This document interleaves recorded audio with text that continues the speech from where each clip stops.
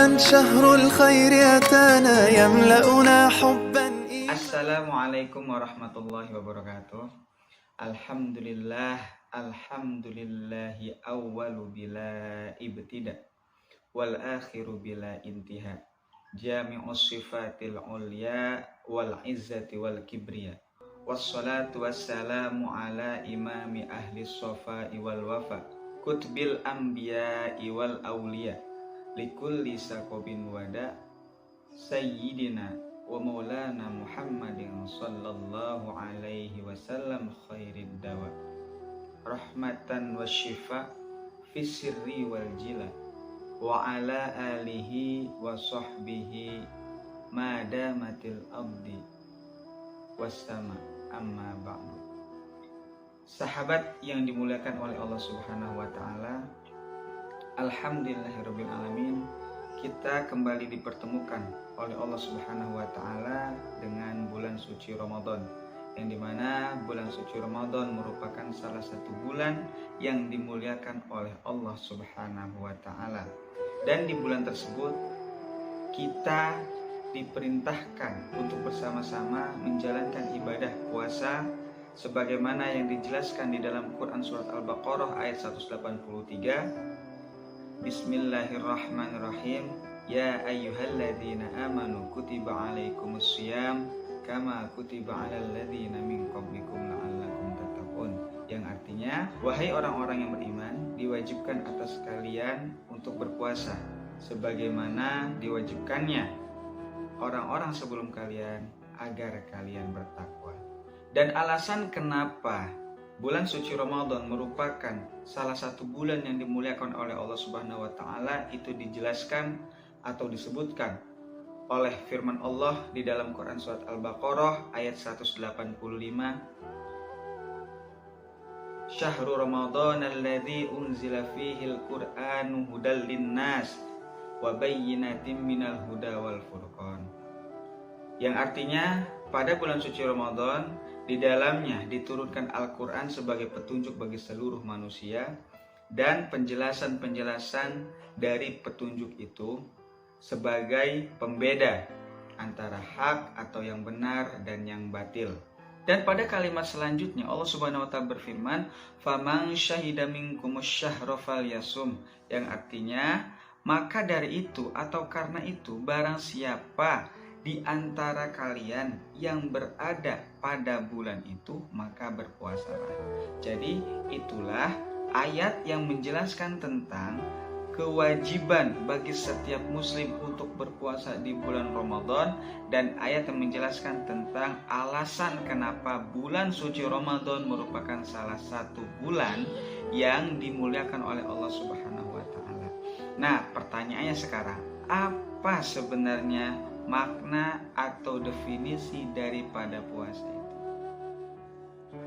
Di dalam kitab Fathul Qorib karangan Imam Ahmad bin Husain bi Abi Syuja rahimahullahu ta'ala dikatakan bahwasanya definisi dari puasa menurut bahasa atau menurut lughah adalah al-imsak, yang artinya menahan.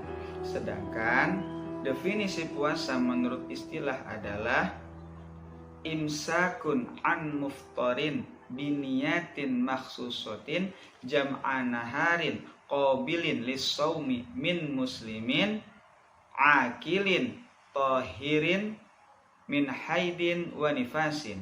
Yang artinya imsakun an muftarin, menahan diri dari hal-hal yang dapat membatalkan puasa, biniyatin makhsusatin, dengan niat tertentu, jam'a naharin sepanjang hari, qabilin lis-shaumi min muslimin akilin, agar diterimanya puasa seorang muslim yang berakal, tahirin dan suci, min haidin wa nifasin, dari darah haid dan nifas. Jadi dapat difahami bahwasanya definisi daripada puasa adalah menahan diri dari hal-hal yang dapat membatalkan puasa. Di dalam kitab Fathul Qorib dikatakan bahwasanya walladzi yuftiru bihis shaim asyratu asya'a, ada 10 hal yang dapat membatalkan puasa. ahaduha wasaniha ma wasala amdan ilal jawuf al munfatihi au ghairil munfatihi. Yang pertama dan yang kedua adalah masuknya sesuatu dengan sengaja ke lubang yang ada di tubuh kita, baik lubang tersebut sudah terbuka atau belum terbuka.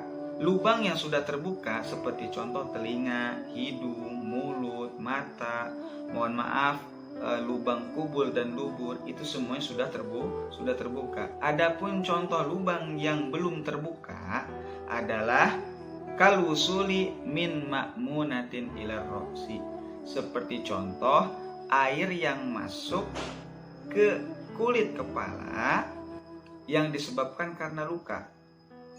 Kalau contoh lainnya itu seperti kita suntik, misalkan kita sedang puasa terus tubuh kita disuntik, dimasuki obat dengan cara disuntik, itu dapat membatalkan puasa.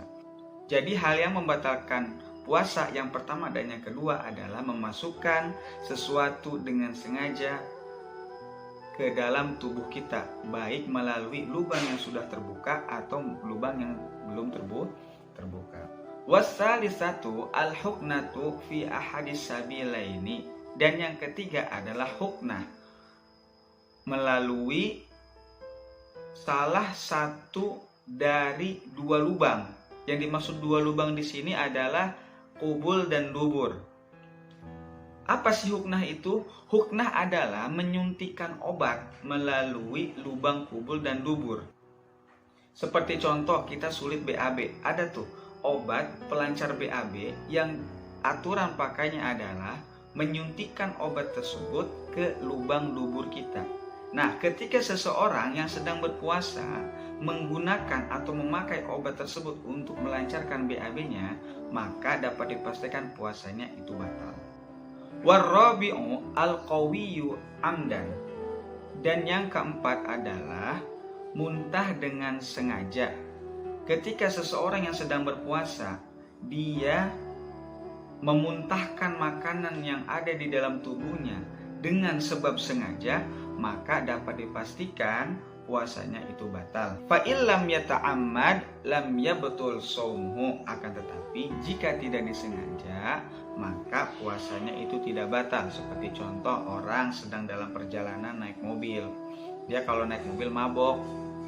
Nah, kalau dia muntah dalam keadaan puasa, maka puasanya itu tidak batal. Atau orang yang cuma sekedar enek karena dia menahan lapar seharian atau setengah hari, dia mual, lalu dia muntah, tidak disengaja muntahnya, maka dapat dipastikan puasanya itu tidak batal.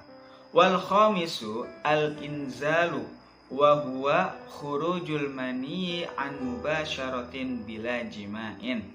Dan yang kelima adalah inzal. Apa itu inzal? Wa huwa khurujul mani, keluarnya sperma an mubasyaratin, yang disebabkan karena bersentuhan kulit, bila jima'in, dengan tidak berjima. Baik itu dikeluarkan dengan tangannya sendiri atau disebabkan oleh istri atau budaknya. Maksudnya adalah jika seseorang yang sedang berpuasa dia mengeluarkan sperma dengan sengaja, maka puasanya tersebut dapat dipastikan batal. Wasabi'u al-haidu, dan yang ketujuh adalah keluarnya haid. Wan nifasu, dan yang kedelapan adalah nifas. Wal junun, yang kesembilan adalah gila. Ketika seseorang yang sedang berpuasa secara tiba-tiba dia zawalul akli, hilang akal, yang disebabkan karena sakit ataupun karena gila, maka dapat dipastikan puasanya batal. Yang contoh karena sakit seperti mohon maaf sekali lagi, seseorang yang sedang berpuasa terkena penyakit ayan. Orang lagi puasa, tiba-tiba ayan kejang-kejang sampai keluar busa di mulutnya, dapat dipastikan hal tersebut membatalkan puasanya. Atau orang yang sedang puasa tiba-tiba gila karena mungkin terlalu banyak sesuatu yang difikirkannya gitu ya, sehingga hal tersebut membuatnya jadi gila, hilang akal. Nah, hal tersebut dapat membatalkan puasanya. Jadi kalau orang yang zawalul akli, hilang akalnya, baik disebabkan karena sakit ataupun gila, maka dapat dipastikan puasanya itu batal. Wariddatu, dan yang ke-10 adalah murtad. Yang ke-10 adalah murtad. Seseorang yang sedang berpuasa ketika dia melakukan suatu perbuatan, ucapan, atau keyakinan yang menyebabkannya murtad, maka dapat dipastikan puasanya batal. Itulah 10 hal yang dapat membatalkan puasa yang dijelaskan di dalam kitab Fathul Qorib. Semoga semua yang saya sampaikan ini dapat bermanfaat dan dapat kita terapkan dalam menjalankan ibadah puasa. Nah, yang dimaksud diterapkan di sini bukan dilakukan ya, melainkan ditinggalkan, sehingga puasa yang kita jalankan itu diterima oleh Allah Subhanahu wa taala dan bernilai ibadah di hadapan Allah Subhanahu wa taala.